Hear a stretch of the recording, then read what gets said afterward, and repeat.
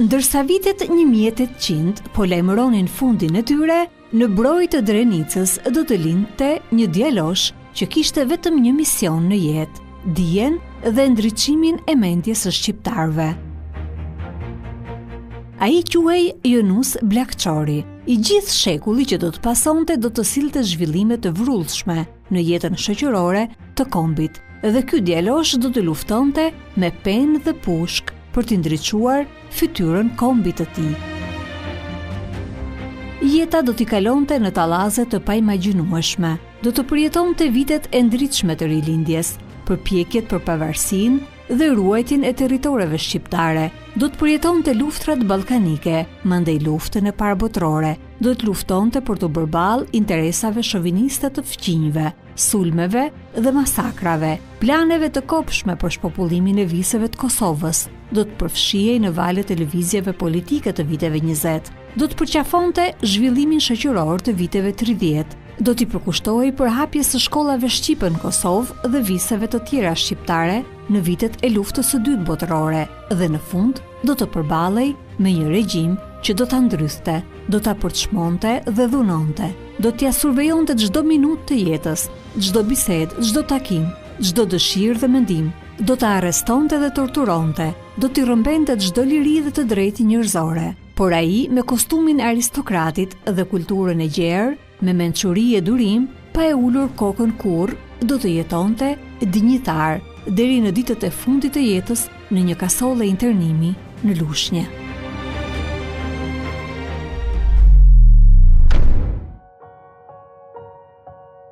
Kam lindun në katundin brojë të Drenicës së poshtme, mbi një kodrin në vitin 1895, natën e Shëngjërgjit. Një ditë më parë kishte lindur dhe një djalë në shtëpinë e Ram Lutanit, me të cilin na lidhte një miqësi. Të dy u pagzuam me emrin Jonuza nga prindrit tonë. Baba im, Emini, ishte njeri me kulturë dhe i njoftun si i tillë në qytetin Pej. Nëna ime, Anëm Shahi, ishte bie e Salit të Staniçit dhe ky njeri me kulturë. Të parët tonë rrjedhin nga fisi i Krasniqës, ardhur nga Nika i Mërturi. Hoxh Emin Bllakçori, babai i Jonuzit, ishte veprimtar i çështjes kombëtare, qysh me lidhjen shqiptare të Prizrenit më 1878 dhe me lidhjen e Pejës më 1899, si bashkëpunëtor i Abdyl Frashërit dhe i Haxhizekës e patriotëve të tjerë. Ai e orientoi të birin drejt rrugës së dijes që në fëmijërinë e hershme. Kështu, Jonuzi kreu shkollën fillore në qytetin e Pejës në vitet 1903 deri 1908, ku mbaroi me rezultate të shkëlqyera dhe kjo i hapi rrugën për të vijuar studimet në liceun e Shkupit, ku do të vijonte besimet për pak muaj, pasi një rrugë e re e dijes po hapej për të. Në 1 dhjetor të vitit 1909 u hap Normalja e Elbasanit dhe Jonus Bllakçori ishte në grupin e parë të nxënësve të Normales së Elbasanit. Në autobiografinë e vet, profesor Jonuzi e përshkruan kështu fillimin e mësimeve në Normalen e Elbasanit. Po e citoj: "Ishte pothuaj një privilegj i madh të ishe student i liceut në atë kohë. Unë ishëm student i jashtëm, kurse Xhemali, një shoku im i brendshëm. Mirë po dhe mua nuk më mungojshin të gjitha nevojat për shkollë. Recep Mitrovica ishte një ndër pasanikët e mëdhenj, nip i Ago Pashës, me pallate rreth Lumit Vardar, me pasuri në periferi të Shkupit, me hotele e shtëpi të mëdhaja në Selanik. Në shtëpi të tij priteshin njerëz të mëdhenj të kohës që vinin nga Stambolli. Të gjithë ata revolucionarët e Parisit e njifshin dhe e respektonin si shok të ngushtë. Mandej i pajisur me kulturë franceze e me ide revolucionare të kohës. Mbasi kishin kalue pak muaj në liceun e Shkupit, një ditë në mbrëmjet ardhi me Bedri Pejanin e më gjetën tu e lujt me shokët e lagjës. E më tërhoqi me një anë tu e më thanë këto fjalë: "A don të shkojsh në Normalen e Elbasanit me mësue në gjuhën shqipe?" Vetëm një po më doli nga goja. Një ditë, para se të nisëshim për udhëtim, na mblodhën në klubin e shqiptarëve, ku na foli Bedri Pejani e na mbushi mendjen se ç'kuptim kishte shkolla shqipe për ne, duke na thënë se kjo shkollë ku ju do të shkoni është guri themelit të një Shqipërie të ardhshme, të lirë indipendente. Ju jeni pionerët e saj. Nga jeta e kësaj shkolle ku mblodh për herë të parë djemnia e të gjithë viseve të ndryshme të Shqipërisë, e frymëzuar për një ideali të vetëm, për një qëllimi të përbashkët, më kujtohen jehonat e këngëve të Mihal Gramenos. Për më mëdhen, vraponi bura, se s'ka me prit, që buçiteshin nga gojët tona me një hoftë të zjarrt e me një zë të ëmbël plot dashuri. Brezion, me këto shkoi rinin e vet, me këto këngë gatuam shpirtrat ton. Perandoria Osmane, pas një viti të plot të shkollës normale të Elbasanit, e mbylli këtë shkollë dhe Bllakçori i ri bashkë me shokët e vet ndërpren shkollën dhe vazhduan liceun e Shkupit. Gjatë kësaj periudhe ka shpërndar abetaret në gjuhën shqipe, ka kontribuar me shpërndarjen e gazetave, të trakteve të asaj periudhe që shkruanin për kryengritjet e mëdha anti-osmane, anti-serbe, të patriotëve të Hasan Prishtina, Bajram Curi, Isa Boletini, Idris Seferi, babai i Nenës Terez, Kolbu Yaxhiu, Jashar Erebara, që botonte një gazet në atë periudhe i e përmend në autobiografinë e vet. Me shpërthimin e luftës të parë ballkanike, tetor 1912, profesori Jonuzi gjendej në Shkup. E përshkruan hollësisht këtë periudhë të fillimit të luftës së parë ballkanike, kur Serbia, Greqia, Bullgaria dhe Mali i Zi formuan aleancën e tyre për të pushtuar trojet shqiptare. Ishte tetori vitit 1912. Gjimimi i topavet nga ana e Kumanovës ndëgjoi e vinte duke ushtuar orë çast. Gjithnjë më tepër lëvizjet ushtarake, ushtri të reja që shkarkonin në stacionin e Shkupit shifeshin. Ropame e topavet dhe kuevet shtohej. Në mes të kësaj rëmuje, konsujt njëri me tjetrin takoheshin pada. Në këtë periudhë të vështirë, profesor Jonus Bllakçori i bashkëngjitet çetës së Bec Ozdrimit në dhjetor të 1913-s dhe ndërmerr rrugën e gjatë dhe të vështirë për të ardhur në Shqipëri. Një vlla i Bec Ozdrimit kalonte nganjëherë nga shtëpia jon. Një ditë u dal vetëm në kam te porta e më kallëzoi se kishte ardhur Beci nga Vlora, ku e kishte shoqëruar Isa Boletinin me shok dhe më ftoi që të shkojsh ditën me takue me të. Të nesërmen vet ardhje më mori. Si pesh kundër terrorit serb, çeta e Bec Ozdrimit në atë kohë, në mes të atij terrori, kishte nisur të peshonte fort shumë. Siç dëshmon vetë në kujtimet e tij, Jonus Bllakçori kishte përjetuar në atë rrugëtim përballjen e dy moshave të tij. 14 vjeç, kur ishte nisur drejt Elbasanit për të përftuar dijet dhe ëndrat për liri, dhe tashmë 18 vjeç, për të bërë realitet ëndrat e lirisë. Në moshën 14 vjeçare, kishem ndërmarrun një rrugë të gjatë, plot me shpresa të bukura për një Shqipëri të lirë. Tani baheshem gati një tjetër ndërmarrje të dytë për t'i kaluar malet e Alpeve tona në mes të një dimri të egër, në mes të një terrori të tmerrshëm për të arritur në Vlorën tonë historike ku valon flamuri i Shqipërisë në një moshë 18 vjeçare. Pasi mbërin në Vlorë, në 22 janar të vitit 1914, takohet me Isa Boletinin. Ai orienton për tek Petro Poga, ministri i drejtësisë, firmtar i pavarësisë në asaj periudhe, për ta ndihmuar për të vazhduar shkollimin në Kolegjin e Shën Adrianit në Shën Mitër Korona në Itali. Periudha e qëndrimit në Kolegjin Shën Mitër Korona ka qenë nga viti 1916 deri në fillim të vitit 1919. Gjatë kthimit në atë dhe, në shkurt të vitit 1919, ai do të udhëtonte me vaporin i cili sillte trupin e pajet të kryeministrit të parë shqiptar, patriotit Ismail Qemali, për të varosur më pas në Kanin. Në afërsi të ishullit të Sazanit, nisi të ngrysej. Në qiell shifeshin yje, filluan të pasqyrojnë në detin e kaltër. Një tokë ushtarësh ishin në Govert, duke biseduar mbi ngjarjet e ditës.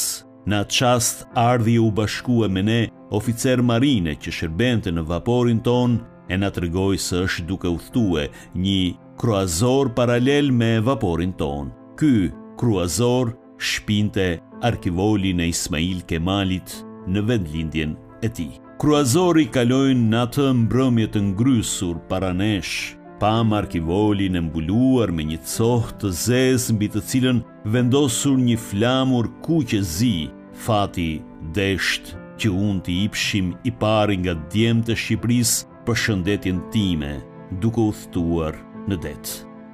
Pasi mërin në Vlorë emërohet mësues në Imar. Mirë po, klima politike e asaj periudhe që mbretëronte atje nuk i shkonte për shtat natyrës së tij. Prandaj, siç na dëshmon ish nxënësi Ymer Bushi, i kërkuar nga populli, Jonuzi u gjend në kuç të Kurveleshit. Ja si e kujton ish nxënësi i tij Ymer Bushi, mësuesi i ri na këshillonte me pasion e pa u lodhur, sikur të ishin fëmijët e tij. Dhe këtë e bente që të ndiste në zemrat tona ndjenjën e atë dhe dashurisë dhe urrëtitjen për okupatorin. Ka hapur shkollën e parë shqipe në Imar. Shkollën e parë shqipe në Kuç. Dhe përveç se jepte mësim shqipen dhe historinë e Shqipërisë me radhë, gjitha ai mblidhe dhe folklorin.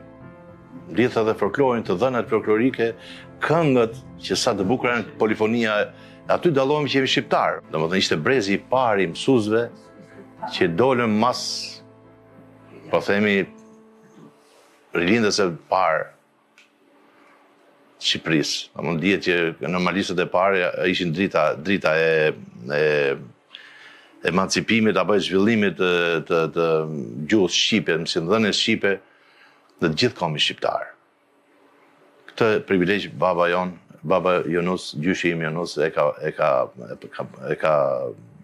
pasur, domethënë kuptimin e mirë fjalës se sakrificë nga ana e tij, se ishin pa bursa, pa kështu. Viti 1920 i shoqëruar me ngjarje politike dhe luftarake në kohën e konsolidimit dhe mbrojtjes të pavarësisë së Shqipërisë, do të përfshinte edhe intelektualin adhetar Jonus Bllakçori. Megjithatë këta kishin marrë misionin e tyre dhe u shpërndarën për Shqipëri, ku domethënë përhapën gjuhën shqipe, shkrim me këndim mes gjithë sakrificave, me penë dhe me armë dorë. I kishte hije rroba e ushtarakut. Në fillim ai do të angazhojë për dërgimin e luftëtarëve në luftën e Vlorës dhe në korik gusht të atij viti, 1920, do të gjendet në mesin e luftëtarëve në luftën e Koplikut kundër një agresioni të pabesë jugoslav. Pas stabilizimit të jetës së vendit në vitet 1920-1923, profesor Jonus Bllakçori vazhdoi studimet e larta në Universitetin e Romës në degën pedagogji, gjuhëletërsi dhe drejtësi me korrespondencë. Student në Rom, por me zemër në atë dhe, Yunus Bllakçori, aktivist i dalluar në jetën politike, shoqërore, kulturore, arsimore të kohës, do të gjendej në grupin e themeluesve të shoqërisë Bashkimi me Avni Rustemin si një ndër themeluesit dhe sekretari i përgjithshëm i saj. Pas kthimit në Shqipëri, shokët do ta uronin publikisht në revistën Miqësia. Po e citoj: Zoti Nus Bllakçori, shoku ynë i dashur, në muajin që kaloi u kthye nga Italia në Tiranë, mbasi kreu me lavdim mësimet pedagogjike në Universitetin e Romës. E urojmë me zemër kolegun ton të dashur.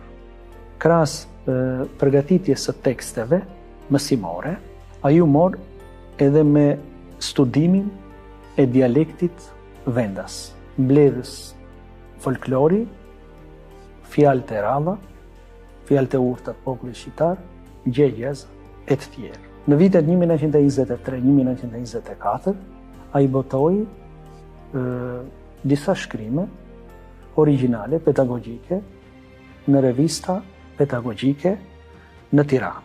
Pas studimeve në Rom në vitet 1920-1923, Yunus Bllakçori diplomohet dhe rikthehet në atë dhe, ku emërohet inspektor arsimi në prefekturën e Beratit. Kemi një kujtim nga një broshurë, ishte krau i djathtë i Avni Rustemit. Dhe unë nga goja e tij, nëna ime nuk e di ndoshta, unë duke ngacmuar dhe atje dhe këtu dhe atje, i ka ndaluar rreth 15 vrasje që do ndodhin atë kohë. Ka ndaluar nga si ishte shumë autoritar tek ai burr, se ta lidha dhe më parë, se këta vazhduan të dy shkollën në Rom. Baba për gjuhë huaja, për italisht shkrime si themin në gjuhësi, letërsi, dhe ky për ushtarak dhe jurisprudencë, ka marrë dhe një situacion për jurisprudencë, po dhe ushtarak. Pas dështimit të kryengritjes, u arrestua. Periudha e qëndrimit në burg ishte e shkurtër dhe pas amnistisë së mbretit Zog, lirohet dhe vazhdon jetën aktive në fushën e arsimit, kulturës dhe pedagogjisë. Në këtë periudhë, Yunus Bllakçori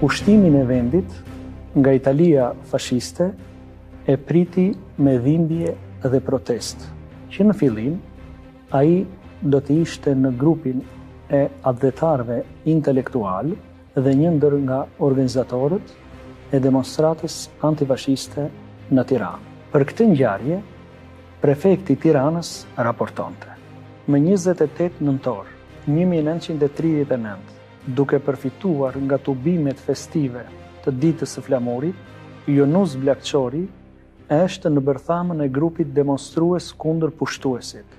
Demonstruesit me flamurin kombëtar, pa shenjat e liktorit, shkuan e bën homazhe në varrin e poetit kombëtar Naim Frashërit, ku mbajtën fjalime dhe pastaj përshkuan rrugët e Tiranës, duke kënduar këngë patriotike dhe duke brohoritur.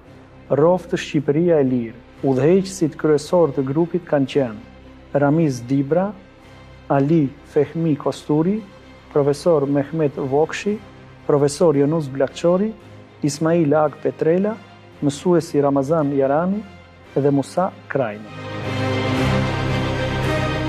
Një vit më vonë, vetë autoritetet fashiste e konfirmojnë qëndrimin e profesor Yunus Blakçorit. Një nga hierarkët fashist të Tiranës njoftonte e prorët. Profesor Yunus Blakçori, që një prej promotorëve dhe organizatorëve të demonstratës së 28 nëntorit 1939. Ai udhëhoqi studentët në rrugët e Tiranës duke i nxitur për të shfaqur urrëtie kundër Italisë. Profesor Yunus Blakçori ka hapur 300 shkolla të para me urdhër të qeverisë shqiptare në vitin 41 të Zot Nikoliçit. Në vitin 41 në Kosovë 300 shkollat e para shqipe.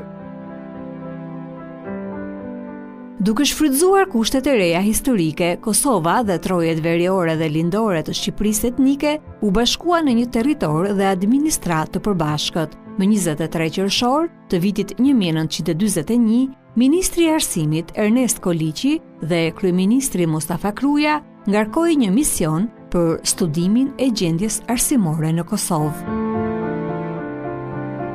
Komisioni përbehej nga Hali Hashrova, Yunus Blakçori, Abdurrahim Buza nga Tirana, Flora Pali e Zef Pali nga Shkodra, Shaban Ara, Xhavit Nimani e Fadil Hoxha nga Kosova. Falë meritave të një karriere të gjatë të profesor Yunus Blakçorit, ai do të emërojë që në fillim në komisionin e jashtëzakonshëm shkollor me qendër në Prizren dhe do të kontribonte për prapjen e gjuhës shqipe dhe të kulturës kombëtare, të cilat deri në atë periudhë ishin të shtypura egërsisht nga pushtuesit serboslav. Profesor Yunus Blakçori në një fjalim që ka mbajtur, duke ju drejtuar rinisë kosovare, theksoi mes të tjerash: ndërsa mallëngjimi më i thellë po na pushton tan shpirtin të ndezur për të ju pamur e për t'ju përqafuem ashtu si përqafohen dy vllazën të tretur mbas një kohë së gjatë. Vlon në zemrat tona një gëzim i pamas e i pa kufi, i cili deri në fytyrën e më të voglit e ban më të gëzueshëm, më të ëmbël, e mendja kthehet në një bukuri dhe harmoni të pashoqe. Dielmëni, mblidhuni rreth hijeve të kapitanëve të mëdhenj, ashtu si u mblodhën tokë burrat e Kosovës, mblidhuni tokë me besabes ndër të gjitha ato vende ku mbretnojnë heshtjet e shenjta të dëshmorëve. Në vitin 1941-1942, Yunus Blakçori emërohet dhe punon si drejtori i Shkollës Teknike Bujqësore në qytetin e Pejës. Përmes një raporti për vitin shkollor 1941-1942, drejtori Blakçori i përshkruan gjerësisht dikasterit çështjen e ejtjes së madhe të popullit për dituri, për përhapjen e arsimit në gjuhën amtare. Bazuar në këtë nevoja, Blakçori i fokusoi të gjithë energjitë e tij intelektuale dhe fizike në këtë mision të rëndësishëm të forcimit të shkollave shqipe në Kosovë.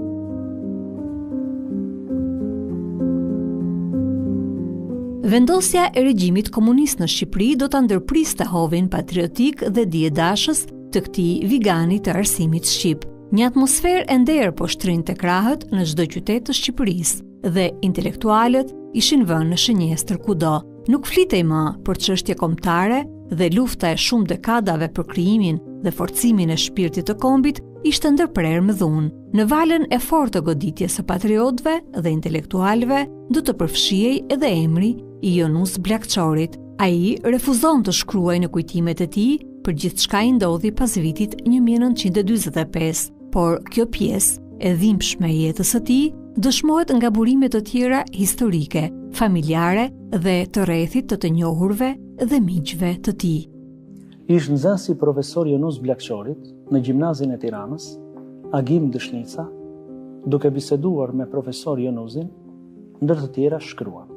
Her pas here, profesori kujtonte disi melodje dramën e jetës së vet aty nga fundi i luftës, kur brigadat partizane ishin afruar në pjesën veriore të Tiranës dhe hynin shpesh edhe në rrugën Fortuzi. Një mbrëmje sapo kishte rënë Muzgu, 5 partizan të armatosur u dukën në obor, kërkuan profesorin dhe e shoqëruan për te një vend grumbullimi njerëzish diku në Tiranë. A i kishte marrë me vehte për çdo rast ushqim dhe një triko. Kur hyri në sallë, pa mjaft vetë të ulur ndër stola. Shumë vetë i njihte, ishin mësues, shkrimtar, avokat, tregtar e tjerë. Zuri vend aty nga fundi. Her pas here shfaqe një ushtarak dhe thëriste një emër. I thiruri dilte dhe nuk kthej më. Salla her mbushej me njerëz të utuar e her dukej sikur zbrazej. Disa çanta me roba e ushqime mbeteshin atje si të haruara. Një jetë kushtuar patriotizmës dhe përçimit të dijes, një mësues i përkushtuar që formoi ajkën e intelektualëve të Shqipërisë, i formuar në perëndim dhe me idetë më të kulluara të përparimit shoqëror, protagonist dhe dëshmitar i rrallë në shumë ngjarje historike që nga vitet 1908 e deri në konsolidimin e shtetit shqiptar.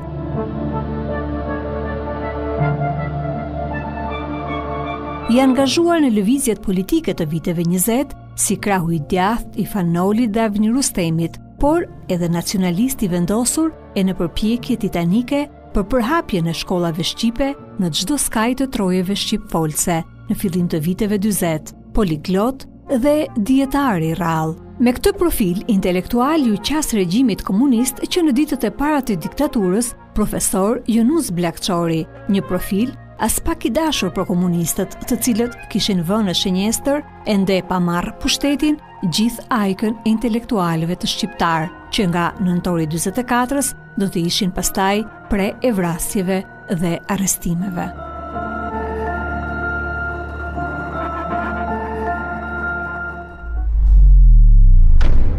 Vendosja e regjimit komunist e gjen profesor Jonus Blakçorin si mësues në Gjimnazin e Tiranës. Ishte ndër mësuesit e parë që u thirr në detyrë nga pushteti i ri i sapo vendosur.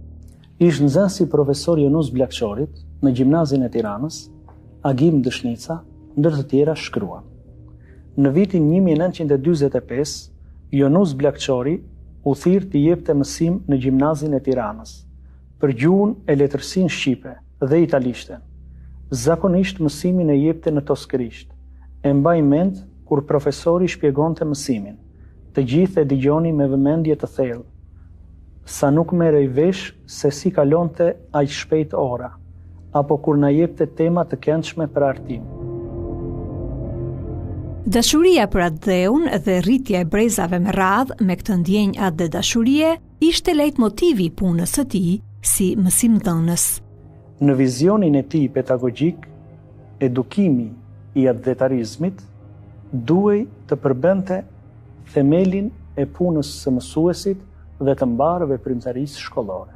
Citoj: "Unë kisha me thanë se qëllimi i lartë për të realizuar problema me vështirë të zhvilluem është shqiptarizmi i Shqipnisë, formimi një ideje dhe një shpirti të përbashkët.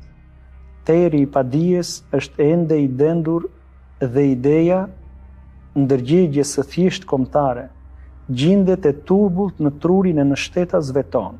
Prandaj, mësuesi mbante një barë të madhe, sepse parapambetja kishte mbartur ndër shekuj shumë plagë të rënda shoqërore, si vrasjet, grabitjet, vjedhjet, pastaj grindjet, përçarjet, hasmërit e të tjera. Po kush do ta frymëzonte ndërgjegjen e mësuesit të maleve për realizimin e një ndërmarrjeje të rëndë dhe delikate? Rroga e tij e vogël? Jo.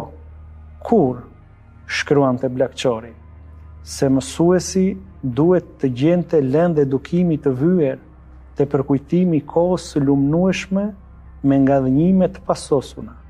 Pra, te tradita jone pasur kombëtare, mbi ata element qenësor që siguruan mbijetesën përmes rebesheve të shekujve. Një mësues i vërtet mund të thotë se unë i shërbeva kombit tem, me detyrën teme modeste në shkollën e Katundit, ku më rrita me zbuluem thesaret e mbulueme me shkëndit e shueme, të cilat më vonë i palova dhe i radhita në shpirtin e nxënësve të mi. Por ndoshta pikërisht kjo ndjenjë e larta dhe dashurie ishte pengesë në regjimin e ri e të mbrujtur me ide internacionaliste, ku tashmë nacionalizmi shihej si herezi, siç shpjegon ish nxënësi i tij Agim Dishnica, profesor Jonus Blakçori, ishte shoqëruar që në ditët e para të pasluftës dhe ishte mbajtur pa shpjegime për disa kohë, bashkë me shumë intelektual të tjerë, derisa një ditë e kishin liruar. Profesori e kishte lexuar këtë ngjarje të jetës së tij si një keq kuptim të zgjidhur, por a do të rezultonte kështu? Sërish në kujtimet e Agim Dishnicës, zbulojmë se regjimi pak nga pak po e kristalizonte qëndrimin ndaj Blakçorit dhe po njoftonte se së shpejti stuhia do t'ja behte në jetën e tij. Aty nga mbarimi i vitit shkollor 1945-1946 u shfaq në gjimnas një kuadër i luftës, një burr i shkurtër e vetullzi. U përshpërit nga dikush se që inspektori i Ministrisë së Arsimit. Një tjetër tha se ishte drejtori i ri. Mësuesit u lajmëruan të mblidheshin në sallën e tyre. Profesorin e pushtoi një parandjenje keqe. Zëvendës drejtori, pasi e shoqëroi të sapo ardhurin nëpër klasa, e çoi në sallën e mësuesve dhe u atregoi me dorë. Ky është shoku Baboçi, drejtori ynë i ri. Ai foli shkurt pa ulur. Në fund lexoi emrat e profesorëve që mbeteshin andej e tutje në gjimnas. Të tjerët shtoi me seriozitet, nuk do të punojnë më këtu. Sqarimet do të bëhen më vonë. Profesor Blakçori nuk e dëgjoi emrin e tij. Kështu patriotin, luftëtarin e lirisë, demokratin, mësuesin, gazetarin, studiuesin, profesorin në zë, e lanë pa punë, pa i dhenë asnjë shpjegim. Tiranë, nëntor 1946. Dokumentet arkivore dëshmojnë arrestimin e profesor Jonus Blakçorit. Në një prej marrjes në pyetje të profesorit, jepet edhe ora e saktë e arrestimit. Ishte 14 nëntor 1946, ora 1:25 pas mesnate. Ndërsa punonte në studion e tij në rrugën Fortuzi, në mesnatë ja bejnë oficerët e sigurimit të shtetit dhe e arrestojnë. Për 5 muaj me radhë, ai do të përballej me një hetuesi të egër. Atko, vajza e tij, 8 vjeçare, Elizana, i shkonte për t'i dërguar ushqim në ambientet e burgut ku e mbanin të izoluar. Madje, ajo dëshmon edhe një skenë të rrallë, kur të burgosurit e mes tyre edhe të atin e merrnin të lidhur dhe në këmbë e dërgonin nga burgu në ambientet e hetuesis tek shtëpia me gjethe. Ky shtëpia me gjethe bëshe, unë isha e vogël, shkushej pjatë kadef në burgun e vjetër këtu. Hynja brenda më futnin policët edhe çushej pjatë kadef të vogël, s'disha. I thosha pambesi e mirë shumë jam këtu me shok, po, mirë, shumë. Nuk më hapte asnjëherë s'më hapte, unë i marrë me mend tash i gjërat. Nuk më thoshte asnjë fjalë. Vetëm ke shtëpia me gjethe ka shku atje më thoshin fëmijët, hajde se po kalon baba këtu.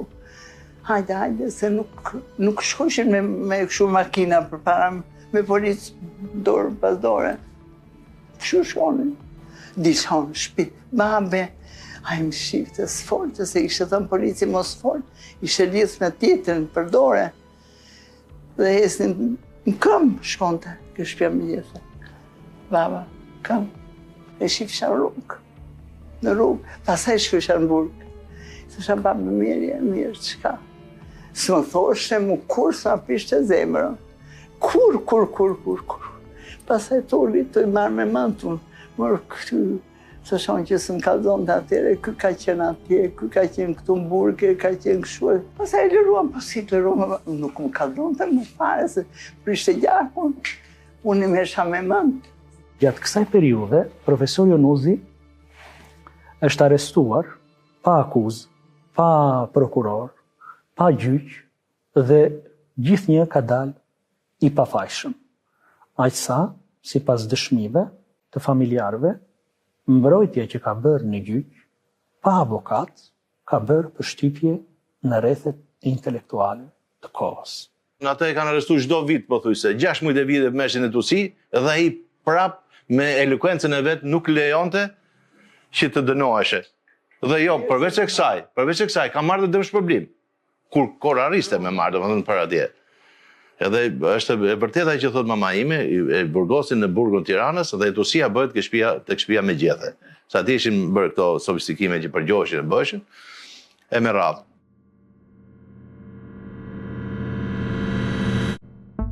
Lista e bashkëpunëtorëve që e kanë gjurmuar profesor Jonuzin janë, unë do përmend disa prej tyre: Tribuna, Prursia, Borsalino, Martaneshi, Shylleri, Sputniku, Tremujori, Adriatiku, e tjerë. Në një përgjim që ishte bërë më 27 qershor 1949, rezultonte se Bllakçori kishte trajtuar një nga temat tabu për komunistët, temën e Kosovës. Bashkëpunëtori Tribuna dëshmon këto thënie të profesorit. Do të kemi avaze, më duket, nga ana e Jugosllavisë shumë shpejt. Qeveria jon ka marrë urdhër nga Rusia me kërkue Kosovën nga Jugoslavia dhe këta po përgatiten me e kërkue. Tash ka fillu me ura ndërmend për Kosovën. Kur e patëm kërkue na ma parë, këta na thoshin tradhtar dhe thoshin se jemi vëllezër me Jugoslavinë. Dhe tash të ketë njëri të thotë se kush është tradhtar, ata që e kërkuan me kohë apo ju që po bëhej gati me e kërkue. Ashtu edhe Bullgaria ka me kërku Jugosllavisë një pjesë të Maqedonisë. Këto kërkesa do të bëhen vetëm me nxjerr nga tresa, mbasi Kominformi ka vendosur me shtyçeta kundër Titos nga ana e shteteve fqinje. Sidoqoftë, avaze kemi me patjetër këtë muaj.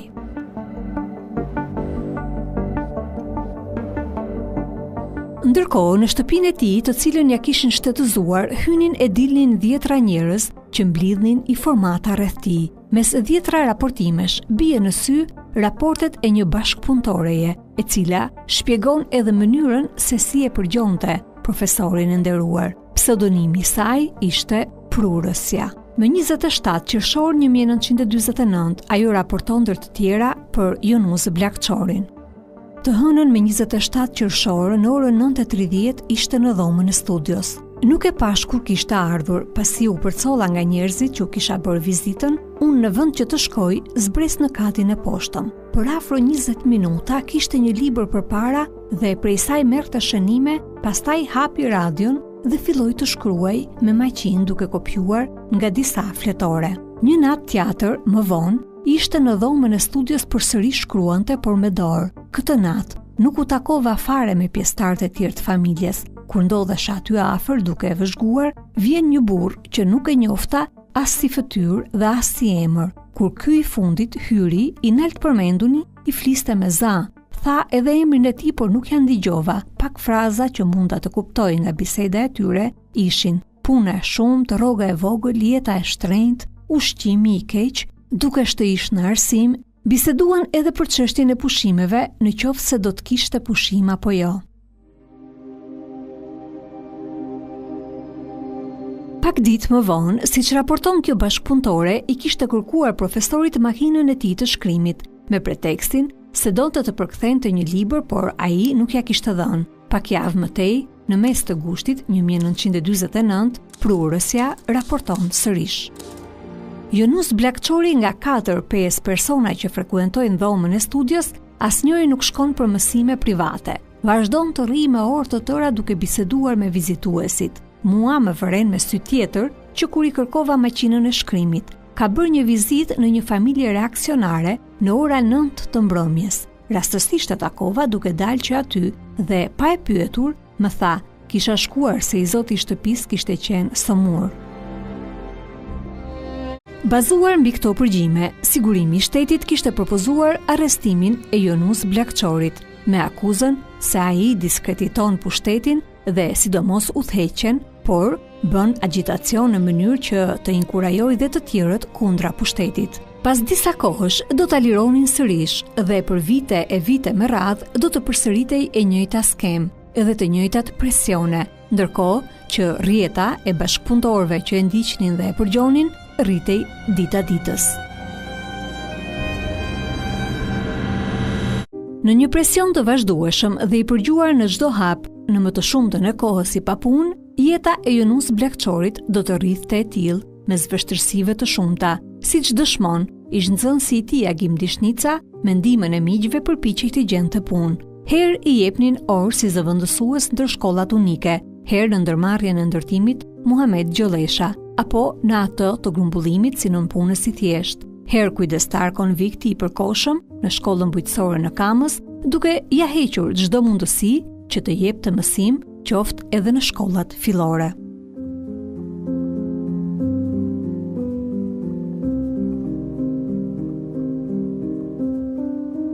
S'kishte buk me hangër, 400 gram buk misri merte atyre. Se tris ishim dhe me tris ka një kohë, 400 gram ishte buka kaq. Mor babë thoshte, kum del më buka misri, 400 gram. Edhe unë isha vogël. S'kisha që ati bësh. Shumë keq, kalonte. Pastaj, i dha mësim, i pëte mësime, që e shtoj qik vlerën e vetë, për të ngrënë.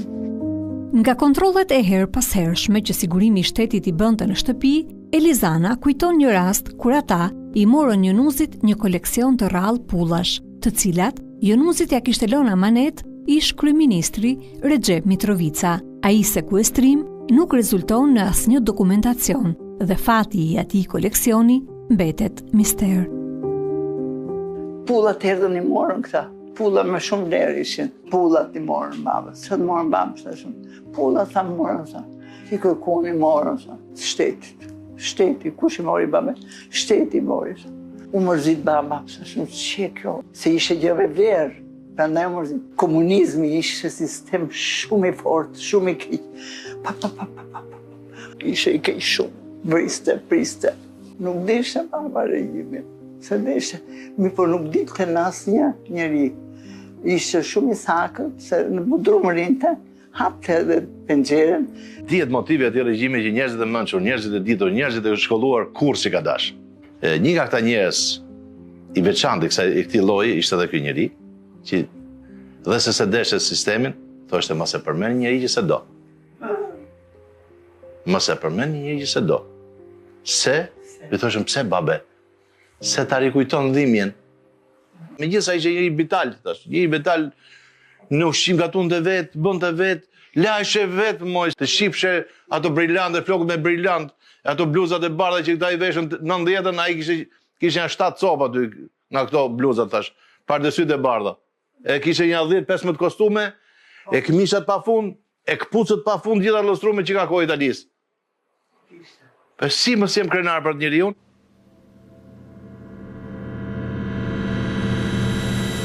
Për intelektual si Jonus Bllakçori, pensioni pa jetë aktive ishte vdekje. Prandaj, aty nga viti 60, hapi një studio në bodrumin e shtëpisë së tij, pasi shtëpinë ja kishin shtetëzuar me kohë dhe jepte kurse në gjuhën italiane dhe frënge.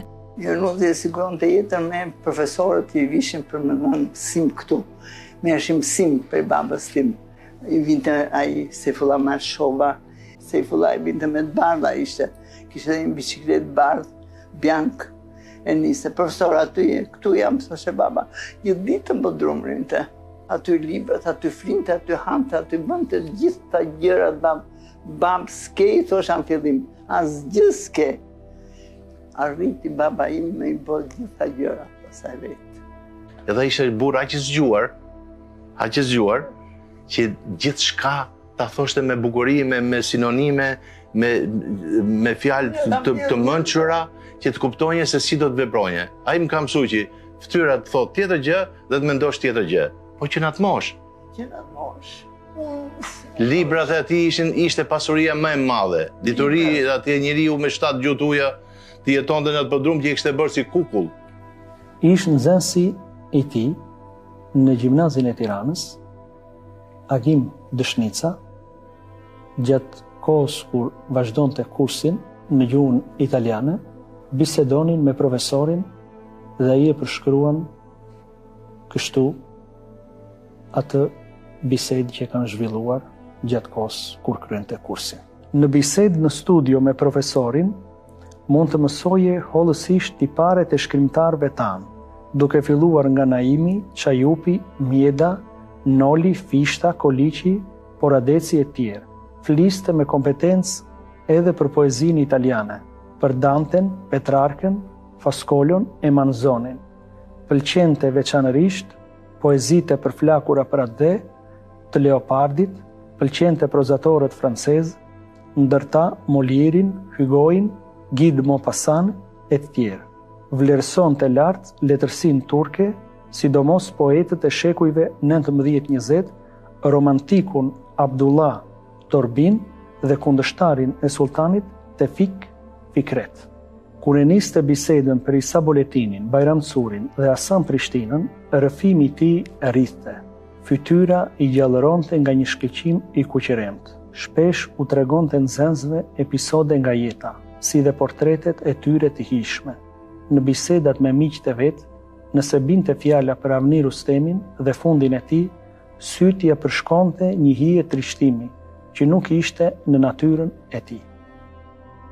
E tillë do të rrithte jeta e profesor Yunus Blakçorit deri në fillim të viteve 70. Atje, në bodrumin ku punonte me orë të tëra, jo vetëm nxënësit dhe studentët që vazhdonin kurset, por edhe duke shkruar kujtimet nga jeta dhe veprimtaria e vet. Derisa në vitin 1971, një ngjarje e re do ta trazonte jetën e tij, një ngjarje ku përfshihej edhe një punonjës i shtëpisë së famshme botuese italiane, Mondadori. Kjo ngjarje do ta intensifikonte sërish presionin e sigurimit të shtetit dhe projektorët e tij mbi profesorin. Ishte pranë të 80-tave dhe regjimi kishte përgatitur stacionin e fundit të dhimbjes për Yunus Blakçorin.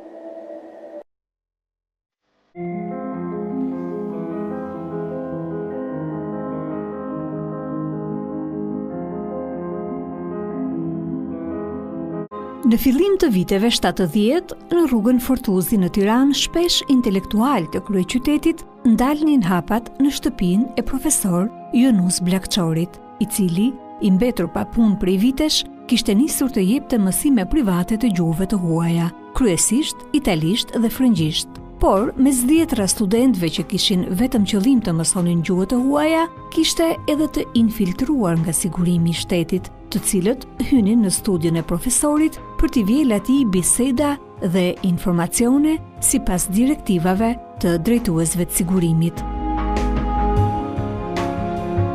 Dosja voluminoze që sigurimi kishte krijuar për Yunus Blakçorin prej afro çerek shekulli do të vijonte të mbushej me raporte spionësh edhe gjatë periudhës 1971-1975, kur një ngjarje e re po tërhiqte vëmendjen e agjentëve. Me shpejtësi, ata do të vilnin informacione dhe do të përgjonin biseda për të bërë gati një goditje të re ndaj profesorit, për ta çuar në internim në moshën 80 vjeçare.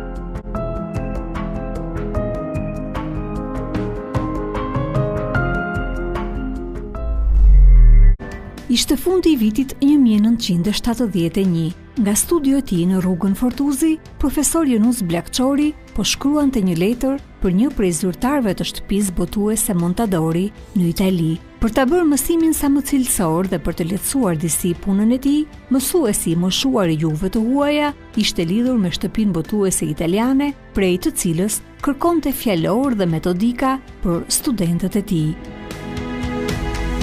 Pas këtij letërkëmbimi, atij do t'i sillnin nga Mondadori një pako me libra përmes tregtarit italian Emilio Nicotera, i cili, sapo kishte mbërritur në Tiranë, kishte kërkuar të takonte profesor Blakçorin.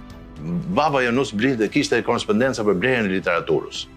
Blinte literaturë nga Italia, nga Franca, ne kemi rrujt me shumë fanatizëm, ne kemi në katërën e sipër të shtëpisë dhe i rrujt me shumë fanatizëm.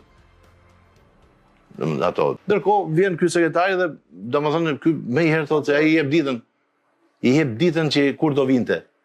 Edhe baba më i herë duke qenë i rregullt dhe me gjithë ato eksperienca që i shpreh edhe më parë, shkon më i herë për procedurë.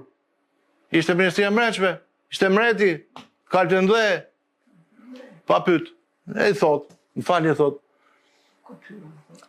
Unë kam marrë një letërkëmbim thotë që do të vi sekretari i montadorit për me më taku dhe do mbije disa libra se kam kërku diksionaret e ri të la lingua italiana edhe francez.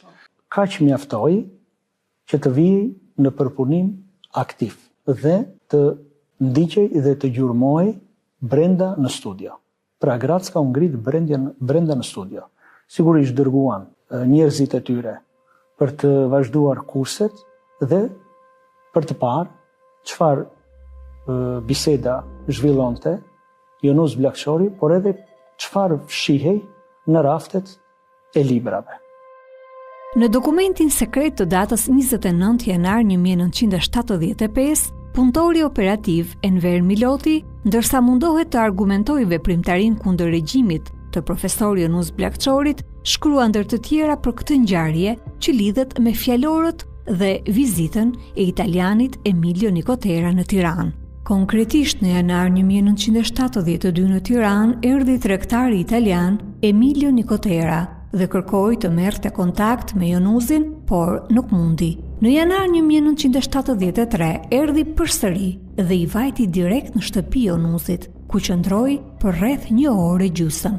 Se çfarë është biseduar në mes tyre nuk ka qenë mundur të mësohet, por nga kontrolli postar u kap një letër e Jonusit adresuar Emilios, me anën e të cilës përpiqet ta vëjë në dieni se Josif Qyqja ndodhej në burg dhe i dënuar me 8 vjet. Nisur nga porosia e shokut ministër dhe sekretarit të parë të Komitetit Partisë Tiranë, u bë propozimi për internimin e tij dhe komisioni e aprovoi. Arsyet e përndjekjes së profesor Jonus Bllakçorit nuk ka qenë vetëm veprimtaria e tij mësimore dhe pedagogjike, por dhe veprimtaria atletare dhe patriotike, veçanërisht për çështjen e Kosovës.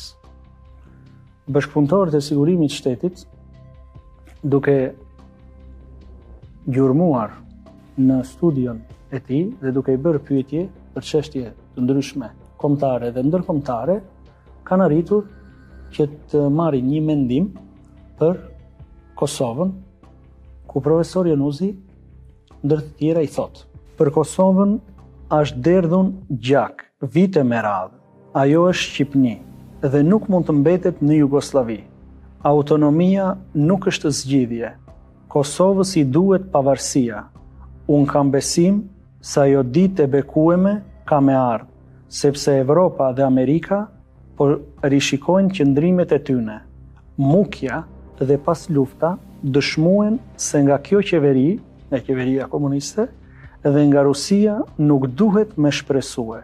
Kosova me hir, a me pahir, ka me u çlirue. Në një raport të bashkëpunëtorit Leka më 21 korrik 1964, thuhet se Bllakçori ka hapur në një rast të çështjen e Kosovës dhe fatit të shqiptarëve të asaj treve në fund të luftës së dytë botërore, të cilët u masakruan nga brigadat partizane të Shqipërisë dhe se këtë fakt vetë Jugoslavia e dëshmonte në fund viteve 50 duke propaganduar përmes një ekspozite fotografike që t'i kundërvinte kosovarët kundër Shqipërisë. Më kujtohet 5-6 vite më parë në Shkup kishin bërë një fotoekspozit, duke vjedhur dokumente që këtej në fotografit njësive partizane të komanduara nga Shefqet Peçi dhe shumë oficerë të tjerë, se si masakroheshin dhe vriteshin kosovarët gjatë luftës nacional çlirimtare, kur brigadat partizane hynë në territorin jugoslav në ndjekje të gjermanëve. Me këtë fotoekspozit, jugoslavët ju thoshin kosovarëve se vrasësit e vëllezërve dhe prindërve tuaj janë udhëheqësit e sotëm të Shqipërisë.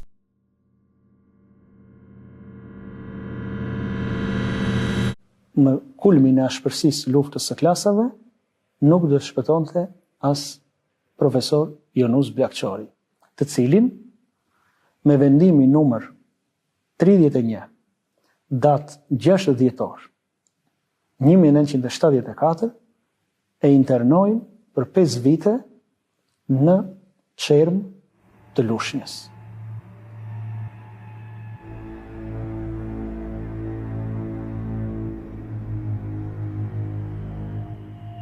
Një natë të ftohtë të fundjanarit të 1975-s, trokitën me rrapullim në derën e profesor Blakçorit. Ajo natë do të shënonte fillimin e rrugëtimit më të vështirë të jetës.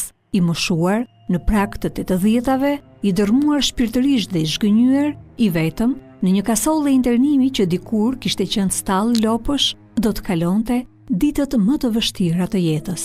Në mendje i vinin pyetje pafund. Pse? Pse i shpërblej kështu mundi 8 dekadave në shërbim të atë dheut dhe të dijes?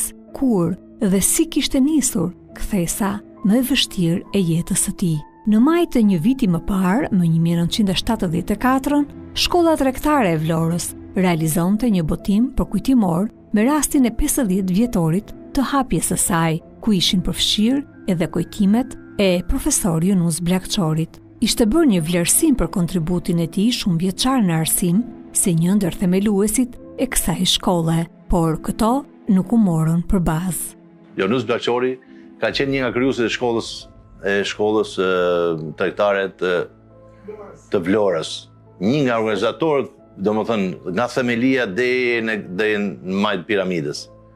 Dhe për koincidencë, 2 ditë më parë ishte përmend emri si po në atë vit që u internua, ishte përmend emri si organizator dhe si vlera njerëzore apo humane të këtij njeriu, të krijimit të kësaj shkolle të mrekullueshme. Çfarë poshtërsie, 2 ditë më parë dekorohet, po themi se po të përmendet në atë kohë sistemi ishte si dekorim, pavarësisht se si jepshin kollaj ato letrat, në 2 ditë më vonë internohet.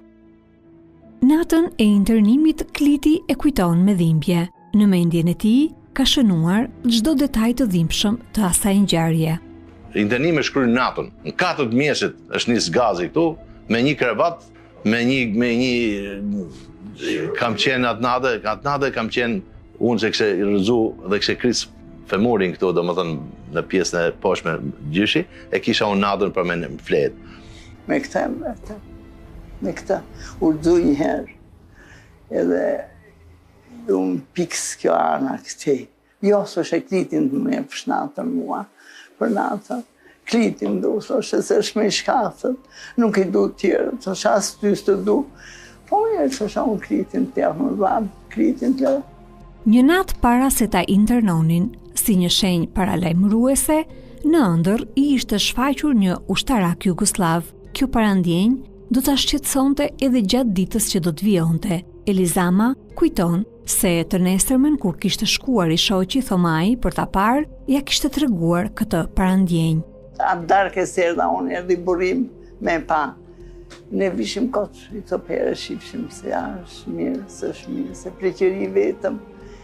Kur qa thëma e mirë ishte, së më sa gjë, ka parë një ushtar Gjerman, Jugoslav në ndër, më sa zëndër, kam parë një Jugoslav ndër, e kështë parë në ndër. Të nesërmen e asaj ëndre do ta internonin. Profesori, i pamundur për të qëndruar në këmbë për shkak të rrëzimit, do të merrej nga shtrati dhe do të internohej për gjithë natën. Në shtëpi me të, për fat, ndodhej nipi Kliti. Ai kujton se dëgjuan fillimisht trokitjet e ashpra, pastaj do të hynin me rrapullim brenda njerëzit e sigurimit. Jashtë banesës kishin vënë shiritat e kuq. Një komshi dashamirës kishte njoftuar në mes të natës të bijën Elizama, e cila me biciklet kishte mbërritur tek banesa e të atit me një frym. Ishin gati për ta marrë. Dhe aty, në një moment, Yunusi i kishte lënë një amanet të bijës.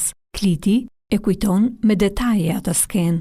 Më kam bërë në memorie nga ajo natë e internimit të gjyshit tonë, po lindet ca amanete, si më thonë amanete dhe këto kur një shenjë apo një shenjë florinte apo diçka, kishte ruajtur nga arka e tij. Dhe në një moment u afru në nësime, tha me këto, si me thonë, një paket vogël, një qese vogël, kështu me do dhimt. me e pa, do me fshehur diku e rritë me shumë fanatizëm, në momentin që po jep të dorë, vjen një oficer siguri me gjithë Kalashnikov, dhe me shtytje, me kështu, edhe se ishte veshur me shumë me shtytje një anë tjetër, mirë po mama ishte në forcë, edhe kjo është gruq i tref. Domethënë ta ka kap atë kështu për rreth, kështu më me që e gërvisht edhe këtu. Dhe ta ka hudhja 6-7 metra zvarr me gjithë Kalashnikov. Aty kom pathësh kush është nëna ime. Forca e nënës ime apo çdo të thotë kur cënohet prindi i një vajze. Kliti kujton se më pas do ta merrnin Jonuzin duke i lidhur duart dhe do ta nisnin në përnat drejt kampit të internimit. Elizama e dëshpëruar do të shite në errësirë makinën teksa largohej rrugës Fortuzi dhe kurashtarët e shumt në përpragje të dyerve dhe në dritare. Mes tyre, ajo e dinte, kishte njerëz që e kishin dashur gjithmonë baban e saj, siç kishte edhe fanatik të regjimit që me vullnet të plot e kishin përgjuar e përndjekur, duke i dhënë një goditje të tillë fatale këtij burri të urtë në stinën më të vështirë të jetës së tij. Pas një udhëtimi të tmerrshëm në përnat, kur u ndalën, Jonuz Plakçori mori vesh se ndodhej në kampin e Çermës në Lushnjë. Nga të folmet e djemve që ju ndodhen pranë, kuptoi se kishte të bënte me djem shqiptar nga Kosova të internuar aty vite më parë. Pra, bijve shqiptar të Kosovës, tragjedia nuk po u ndahej, me ndjekje këmba këmbës, jo vetëm në vendlindje, por edhe në tokën am. Vajza e vetë me Elizama, me bashkëshortin, mjekun e njohur Thomanano dhe nipin Kliti, janë gjendur pranë në këtë periudhë të vështirë, të paktën 2 herë në javë, duke u nisur nga Tirana për në kampin e internimit. 2 herë në javë që shë ushqimet me këta, niseshim nga Tirana, neve me torbat, me tren, dhe në Rogozhin, pasaj hipshim, ecshim. Qoheshim 5 mëngjesit.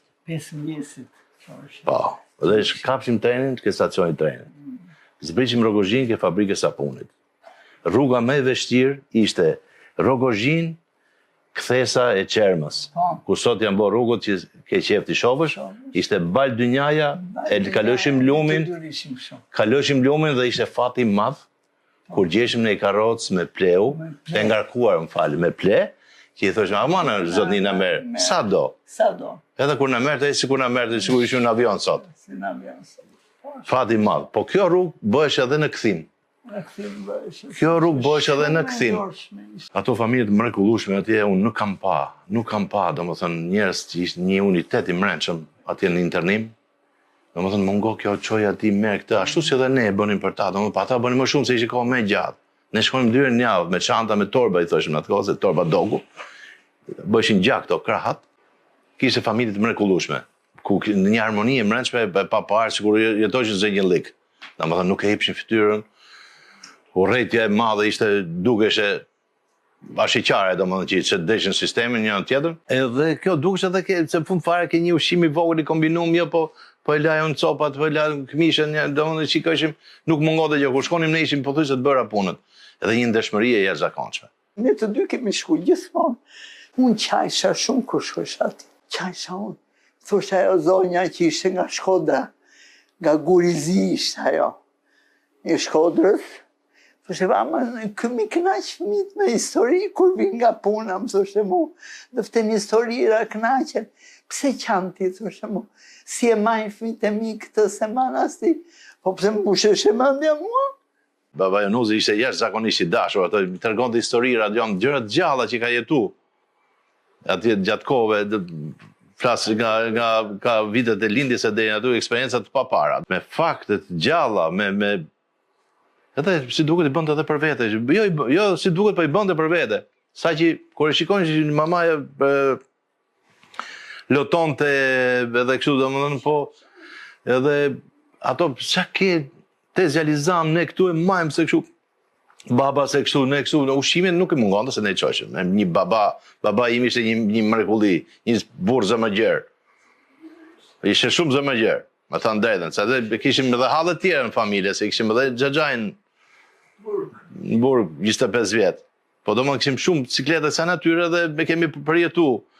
Po, ja kushtoi domethënë trimrin kësaj gruaje edhe bujarin atij burri, më thënë ato vitet që ishin Ishim 5 vetë, ishim 3 fëmijë, ke parasysh domethënë.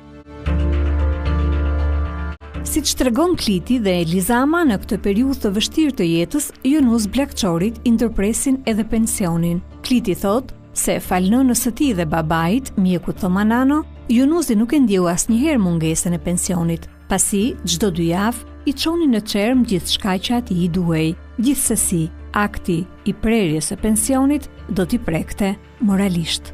Si i prende pensionin, tha shumë se për pension. Tha buri mua, burim. Hajde i mirë këtu, tha ishte komiteti ekzekutiv, kjo këtu. U hyra aty mena, unë tha shumë, unë duat pensionin e filanit, tha shumë. Nuk merë pension, tha filanit. 60 bësë, si ishte ajo. Nuk përfitojnë 60, e morën këta, e morën e veshti thoma, thash që më qonë. I thash burit timur, që më qonë, thash mu, për pension, a i s'kërkon dhe pension. E morën e veshti që këta e du për vete të hanta, që dhe dora, ika. Në këtë periudhë, profesor Yunusi i shkrua një letër vajzës Elizamës, ku thekson mes të tjerash, po e lexoj.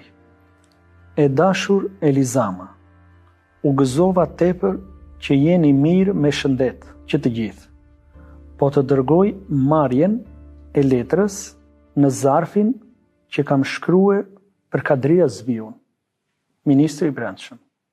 Shpresoj se dhe çështja e pensionit do të zgjidhet, mbasi ma kanë komunikuar më datë 8 janar 1975, se e kam të ruajtur dhe mbetet vetëm për të tërhequr.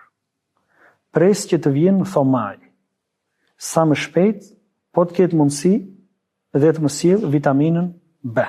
Fëmijëvet u puth syt dhe porositi që të studiojnë. Mos u bani merak për mua, jam mirë me shëndet. Ty të puth nga syt. Baba Yunusi.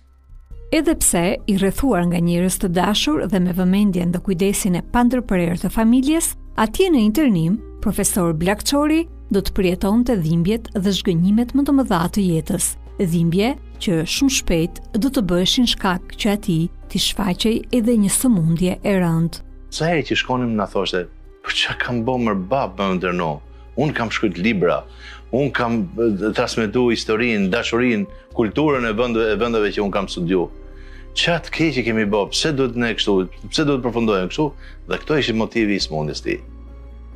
Unë bab nuk jam, i thoshte nanës time, nuk jam për internim.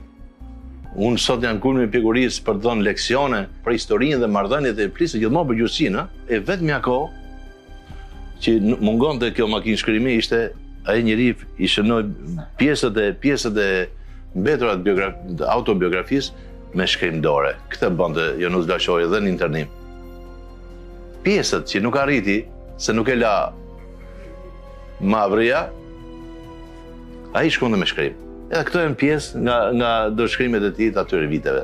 Periudha e internimit ka qenë e shkurtër, nga muaji janar deri në prill, fillim prill 1975, pasi ndroi jetë në spitalin e Lushnjës. Do thoshe kohë e vogël, po për një njeri të madh nuk ishte e vogël. Ai nuk vdiq, ai plasi. Ai nuk duroi, plasi dhe smundja e zezë e mori, domethënë. Baba Yunus diç nga një kancer në moshkëri dhe nuk, domethënë shumë i shkurtër ishte, domethënë edhe si akut do ta quaj, domethënë. Kjo ishte si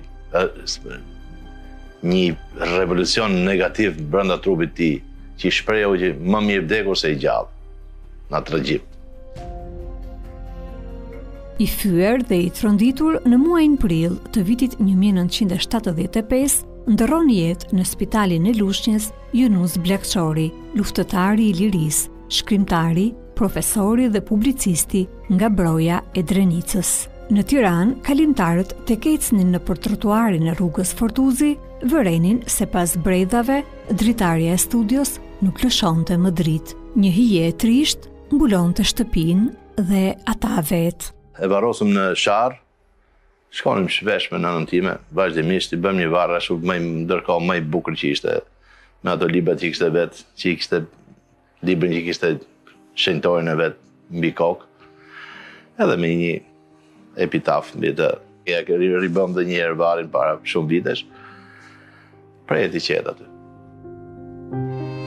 Gjithmonë në shpirtin tim ka vlue dashunie vendlindjes sime dhe asaj toke që më riti e më ushqej me bukën e saj, më pajisi me besën e saj të papërkullshme, me traditat e saj të shquara, bujare, aty ku për herë të parë më shkëlqyen rrezet e saj tagimit, ku kundrova në mbrëmjet horizontet e saj të gjera e të pafund në të prenduemi të diellit, prapa maleve të vigane.